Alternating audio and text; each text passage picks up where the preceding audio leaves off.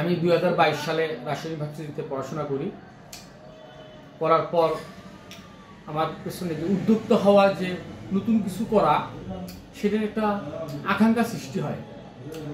আমি অনেক ভিডিও দেখি, তারপর আমার ফ্যামিলিগত কিছু ঝামেলা থাকার ফলে আমি নিজে কিছু করতে চাই যেটা হবে অর্গানিক।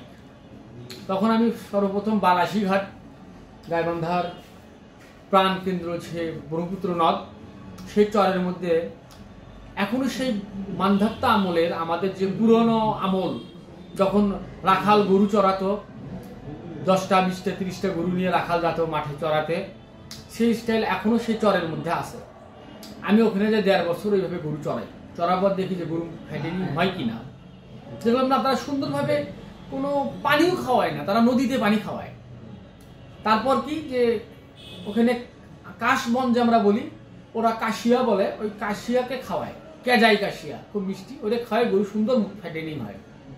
তখন আমরা আইডিয়া আসবে যে গরুকে ব্রয়লারের ফিড খাওয়াচ্ছে, হরমোন ইঞ্জেকশন দিচ্ছে, মানুষ তো প্রতারিত হচ্ছে, এই জায়গাটাকে চেঞ্জ করা যায় কিভাবে। তখন আমি করলাম কি, এখানে এসে ঘাস নিলাম এই নদীর ধারে।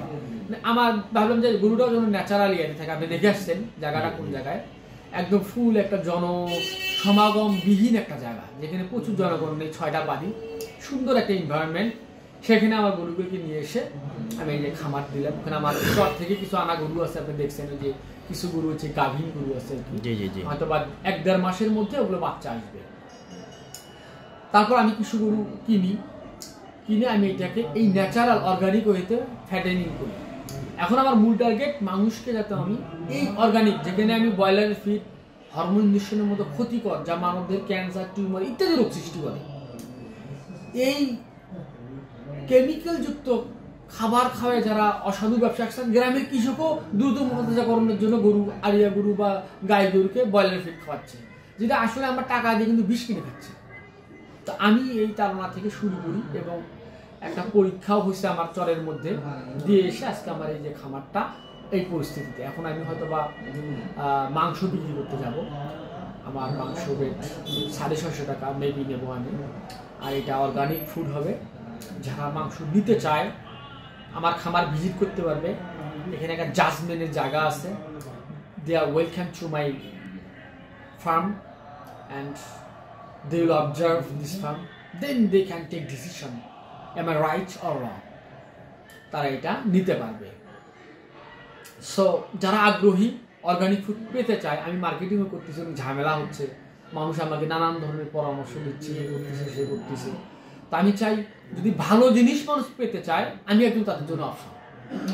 আর বললাম তো, পরীক্ষা করার সমস্ত পথ আমার ওপেন, খুলে রাখা আছে। যে কেউ যে যখন তখন যায় আমার ফার্ম ভিজিট করতে পারবে, দেখতে পারবে, পরীক্ষা নিতে পারবে যে আসলে খাবারটাতে ভেজাল কোনো কিছু খাওয়ানো হচ্ছে কিনা। এই হচ্ছে আমার এই ফার্মের পেছনে মূল কথা আর কি। আমার খামারে বাছুর সহকারে মোট 28টা গরু আছে।